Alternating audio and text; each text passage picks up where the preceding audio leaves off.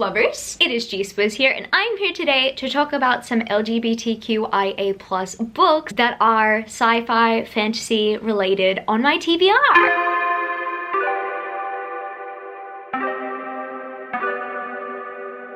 Happy Pride Month, everyone! As an asexual slash demisexual person myself, this is a month that I like to celebrate. Whether you guys consider me in the community or not, I'm still gonna celebrate! Today, I'm gonna be talking about some sci-fi fantasy books that I have on my TBR that fall under that spectrum because those are the genres that I technically go to the most. And I have actually 6 physical books on here and 1 book that I do own as an audiobook. So I guess without further ado, I'm gonna share those books with you and why I'm excited to read them. So the first one I've got to talk about is A Dark and Hollow Star. This one's really cool because I'm pretty sure this is modern day urban fantasy but a fae series, and my friend told me about it. I've been seeing this cover everywhere and everybody talking about the fact that it's queer, but I didn't realize its premise until my friend kind of told me about it and said like it's an urban fantasy series that takes place in Canada, which is really cool. And yeah, it's just a fun time, like if you enjoy books like the Mortal Instruments series. And I personally love the Mortal Instruments series. That's why I was like, you know what, I gotta try it out. Even like maybe the Cruel Prince series, you know, where there's that kind of world that there is fae but it also is very modernized. That's essentially what this book series is. I don't know if the romance is established in the first book, but it has been pitched as female-female. That's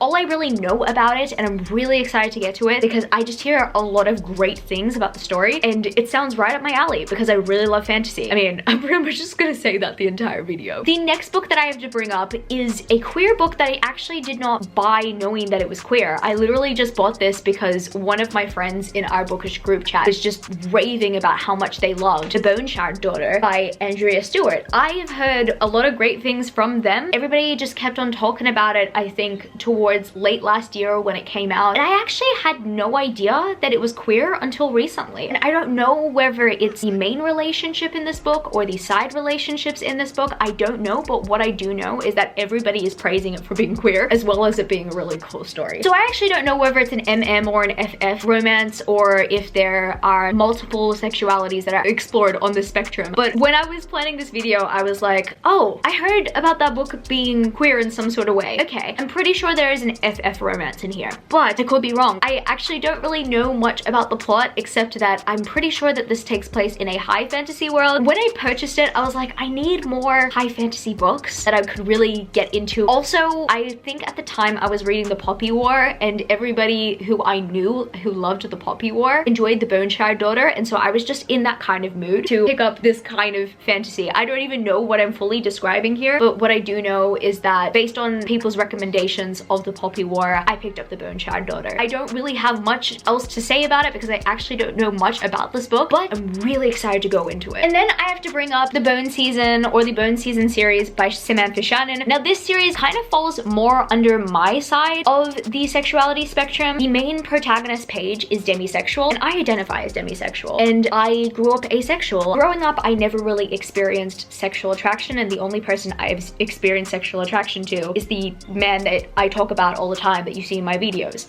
I'm not lying about that. That is a thing. Therefore, him coming into my life actually confirmed that I was demisexual because I formed an emotional connection to him, and through that I formed sexual attraction to him. It kind of feels weird to say and kind of feels weird to like open up about, you know, my sexuality, and maybe I might actually do a video on like my asexuality story and kind of how I knew I was asexual growing up, or like what the warning signs were. If you guys are interested in that, I would actually really like to make that video, but I've never actually had the guts to fully talk about my experience and also the weird oppression I've experienced over the years because of it. Like I think my brain just tries to avoid it at all costs, avoid talking about it. But at the very same time, I'd like to share only because I want to see if more people can relate or can understand. So let me know if you guys do want to see that video, even though I've come out like years ago, me doing like a video of how I knew and how I was able to come out eventually. I've pretty much come out to the majority of people, the people who just like would care. And if you just so happen to find out about it in this video, okay, Okay, cool for you. So Paige, from what I know, is on the spectrum, and I want to get to see her experience and also read it for how it may parallel to mine. I don't actually know whether it does parallel to mine or not, and I just want to see it.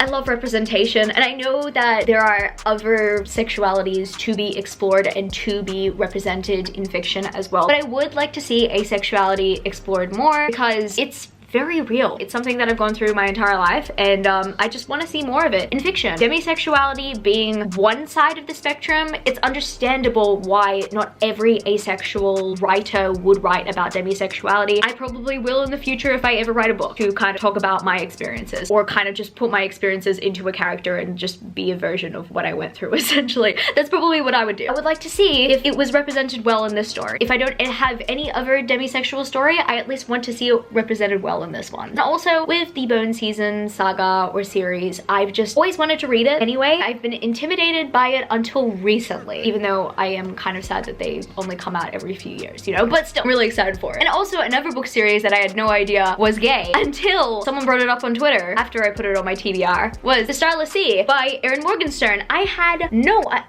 you know what else I had no idea about? There's a person running on this cover. Oh my goodness. I actually had no idea that this was a queer story. It's a historical fiction, but I'm pretty sure there are fantasy elements to it. So that's why I'm technically counting it on this TBR. I'm pretty sure it has like fantastical elements to it. Also, I kept on seeing it in the sci-fi fantasy section in the bookstore. So I like to believe that it is a fantasy historical fiction. I'm pretty sure this is a romance. And I'm really excited to get to it. And also, like, look how beautiful my edition is. Like, it's just gorgeous. Like, I'm obsessed. I actually know nothing about it. I don't know, is this a series or is this a standalone? Maybe it's a standalone. I think it's a standalone. But I just know that everybody is raving about it and raving about how good it is. You know, it just makes me really want to pick it up and to not have FOMO. I really don't want FOMO. And we are gonna go back to high fantasy and talk about Priory of the Orange Tree by Samantha Shannon. I actually just realized I have 2 Samantha Shannon books on this TBR. From what I know, it's an FF romance. There's like queendoms and everything. It's just really cool. I don't actually know much about this book except that a lot of people wanted it to be a series and they wanted it to continue on. It kind of intimidates me because I would love to spend more time with the characters, but that's okay. If we're not gonna have more time with the characters, I'll just have to deal with it. But it is a very chunky book if you didn't see that earlier. Also, side note, I have a signed book plate that was personalized to me by Samantha. Samantha, if you are watching this, no, you're probably not watching this at all, but I just want to believe that you might possibly have a chance in the universe that you are watching this. Thank you from the bottom of my heart. I'm really excited to get to this one because I know that this was the child of Samantha Shannon for so many years. She put her heart and soul into this book and into this story, and I just want to read it and appreciate it and enjoy it. I've been really bad with like high fantasy as of recently, and I need to get back into it. I'm hoping that Priory of the Orange Tree I could get to soon. Everybody, whenever I post a picture of it on my Bookstagram, they're just like, you need to read it. Have you read it yet? Grace, you need to read it. It's so good. So like, I trust you guys. I just gotta do it soon. And here's a book that I forgot that I owned. I'm pretty sure that I mentioned that I forgot that I owned it for a very long time, but I own it, guys. I have like been 50-50 about starting the series because it's a companion series. I will probably want to latch on to a specific group of characters, but if I just happen to enjoy the series, I will give all of them a chance. But also, the length of the series intimidates me, not because that they're big, but because they're small. And that, my friends, is the Every Heart a Doorway companion series by Seanan McGuire. From what I know, there's a queer couple in here, and there's also an asexual main character in this first book. That's what got me excited for it originally, because I'm pretty sure this is the first ever book that I heard that had asexual representation. The first one I ever heard of, that is. Eventually, I heard about asexual representation being explored in other forms of literature, but not necessarily in fantasy. This was the first one that I ever heard that had an asexual character, and then later I discovered that the Bone Season series had a demisexual character, which is really cool. So I personally wanted to read the series to resonate with that character, or to like see their experience and see how it works for them, how it's represented. That's a big reason why I wanted to pick it up originally. Hopefully,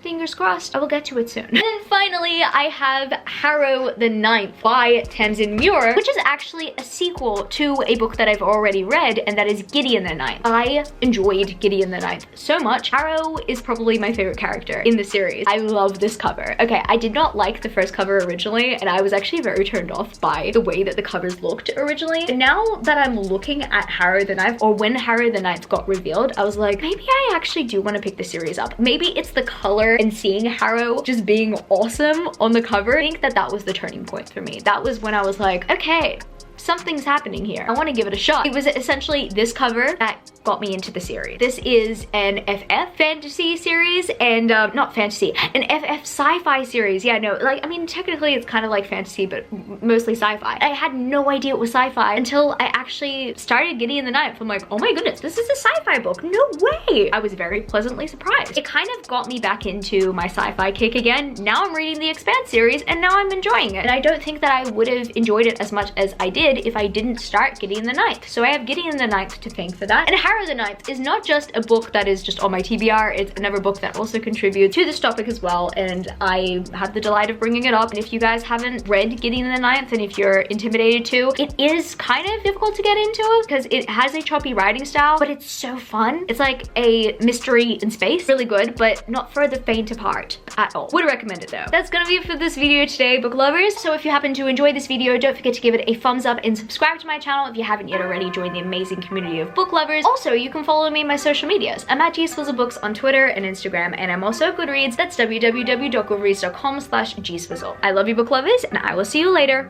Peace. Started out with half and I flipped it into double.